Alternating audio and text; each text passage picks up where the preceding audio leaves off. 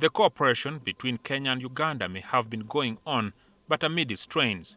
Such is the uneasiness that the killing of 5 Ugandan citizens caused, among them 3 geologists and 2 UPDF soldiers in Moroto District. In the aftermath, the UPDF conducted an operation deep in Kenya and rounded up several Turkana pastoralists who were later found guilty of illegal possession of firearms and ammunition. President Museveni demanded compensation from the Kenyan government for the lives lost. However, there was a pushback from the Kenyan communities that the court-martial had unfairly tried their kinsmen.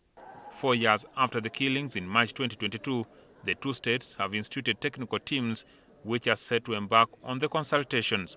President Museveni and Ruto committed to the process through their envoys. Uganda will act in good faith and with urgency at every stage of this process. The government of Kenya expresses its readiness to support the application of the Okukuraba reconciliation practices, which present historic opportunity to reaffirm our cultural bonds. It is during the meeting officiated by the outgoing Vice President Jessica Lupo that a hint was made about the possible release of the convicted pastoralist. Jointly develop a recommendation to both presidents on the grant of presidential clemency or amnesty for the 10 Turkana herdsmen currently detained in Uganda. However, it is conditioned on what will be the recommended value of the compensation and the modality of the release. To develop a mutually agreed settlement formula for the Okukaraba blood settlement, including the quantum of compensation to be paid to the bereaved families. Out of the 32 pastoralists who were sentenced, several were released after they successfully appealed against the sentence, leaving 10 of them to serve the jail term.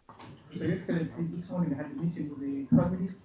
They have given us their consent to proceed with the discussions.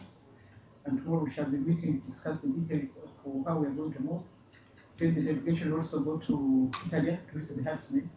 The 3 geologists, Richard Chigwe, Edina Musime, and Charles Olweny, were conducting mineral mapping when they were killed alongside their 2 UPDF escorts. The consultation process could involve the traditional bloodbath compensation, although it is envisaged that this could prove difficult since some of the victims were not of the Ateke group.